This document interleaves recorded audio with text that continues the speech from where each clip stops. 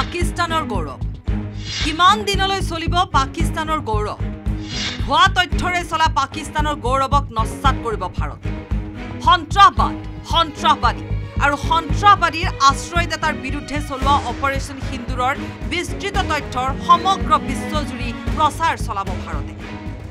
ইয়াৰ বাবে কেন্দ্ৰীয় চৰকাৰে প্ৰস্তুত কৰিছে ৭টা সৰ্বদলীয় প্ৰতিনিধিৰ দল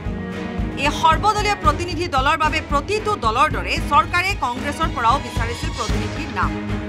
এই বিষয়ত কংগ্ৰেছে চৰকাৰলৈ লোকসভাত বিৰোধী উপদলপতি গৌৰৱ গগৈৰ নাম সন্নিবিষ্ট কৰি দিছিল 4জনীয়া তালিকা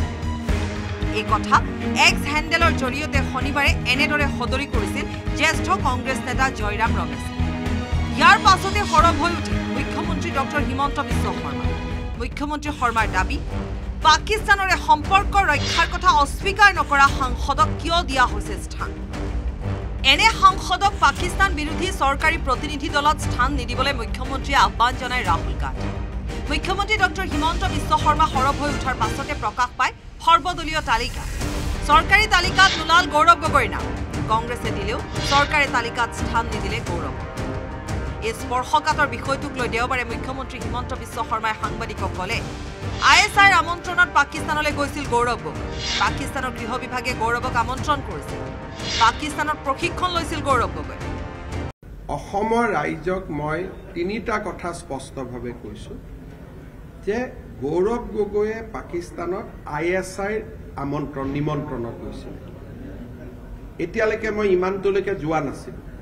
আজি মই প্ৰথমবাৰ কৈছো যে তেওঁ পাকিস্তানত ISI আমন্ত্ৰণত গৈছিল তাৰ ডকুমেণ্টছ আমাৰ লগত আছে মুখ্যমন্ত্ৰী দাবী ৰাষ্ট্ৰৰ নিৰাপত্তা বিঘ্নিত বিষয়ত কোনেও বাছি নাযায় ৰাষ্ট্ৰীয় নিৰাপত্তা বিঘ্নিত কৰা সকলে পাব কঠোৰতম শাস্তি তেওঁ প্ৰত্যক্ষভাৱে পাকিস্তান চৰকাৰৰ আমন্ত্ৰণত তাতে গৈছিল আৰু চৰকাৰৰ বৈদেশিক পৰিক্ৰমা বা সাংস্কৃতিক বিভাগ নহয় ডাইৰেক্টলি পাকিস্তান চৰকাৰৰ গৃহ বিভাগৰ আমন্ত্ৰণত গৈছিল এটা ধৰ্মীয় কামত মানুহ যাব তাতে গুৰু নানকৰ জন্মস্থান আছে গতিকে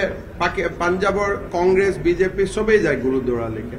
আৰু তাৰ কাৰণে স্পেচিয়েল অনুমতি লৈ যায় কিন্তু কোনোবাই যদি পাকিস্তানৰ লগত ব্যৱসায় কৰি আছে কোনোবাই যদি পাকিস্তান চৰকাৰৰ আমন্ত্ৰণত পাকিস্তান গৈছে বিজেপিৰ নেতা আমি নাম পালে ডেফিনেটলি মই ৰাষ্ট্ৰীয় সভাপতি নাড্ডা ডাঙৰীয়ালৈকে পঠাই দিম বিহিত ব্যৱস্থাৰ বাবে সন্ত্ৰাসবাদীৰ আশ্ৰয়দাতা পাকিস্তানৰ চৰিত্ৰ সমগ্ৰ বিশ্বত উদঙাই দিবলৈ চৰকাৰে প্ৰস্তুত কৰা সৰ্বদলীয় প্ৰতিনিধি দলত আছে অসমৰ সাংসদ প্ৰদান বৰুৱা আৰু ভুৱনেশ্বৰ কলিতা প্ৰদান বৰুৱা আৰু ভুৱনেশ্বৰ কলিতা এজন অভিজ্ঞ সাংসদ কোনো বিতৰ্ক নাই পাকিস্তানৰ লগত তেওঁলোকৰ প্ৰত্যক্ষ পৰোক্ষ সম্পৰ্ক নাই গতিকে মই ভাবো যে অসমবাসী ভুৱনেশ্বৰ কলিতা আৰু প্ৰদান বৰুৱাই যোগ্যভাৱে প্ৰতিনিধিত্ব কৰিব পাৰিব ইপিনে কেন্দ্ৰীয় ৰাজ্যিক বিদেশ মন্ত্ৰী পবিত্ৰ মাৰ্ঘেৰিটাইও গৌৰৱ গগৈক সৰ্বদলীয় প্ৰতিনিধি দলত সন্নিবিষ্ট কৰাত আপত্তি কৰে পাকিস্তানৰ সৈতে ইমান আদৰ মৰম চেনেহ থকা ব্যক্তি এজনকে পাকিস্তানৰ ঘটি থকা তেওঁলোকৰ দ্বাৰা ঘটাই থকা কাৰ্যবিলাকৰ বিষয়ে ক'বলৈ যোৱাটো কিবা মিলা নাই আৰু সেইকাৰণে যেতিয়াই জয়ৰাম ৰমেশ কংগ্ৰেছৰ শীৰ্ষ নেতৃত্বই 4গৰাকী কংগ্ৰেছ সাংসদৰ নাম দিছিল আমাৰ সন্মানীয় মুখ্যমন্ত্ৰী মহোদয় তাৎক্ষণিকভাৱে প্ৰতিক্ৰিয়া ব্যক্ত কৰিছিল মই এতিয়ালৈকে নাজানো হয়তো কংগ্ৰেছে উপায়বিহীন হৈ নামটো কাটিলে হয়তো আমাৰ চৰকাৰে নিৰাপত্তা দৃষ্টিকোণৰ পৰা কাটিলে গৌৰৱ গগৈ আৰু তেওঁৰ পত্নীৰ পাকিস্তানী লিংকৰ সন্দৰ্ভত 10 ছেপ্টেম্বৰত সকলো তথ্য ৰাজহুৱা কৰিব মুখ্যমন্ত্ৰী আৰু ইয়াৰ পিছত ডাঙৰ একশ্যন হ'ব এইটোক লৈ লৰা ধেমালি মুখ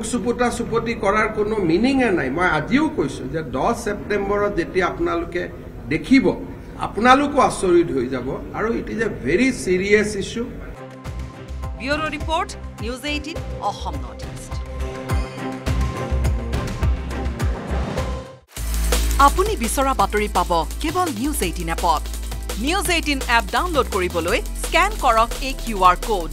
Google Play Store তো পাব এই নিউজ 18 এপ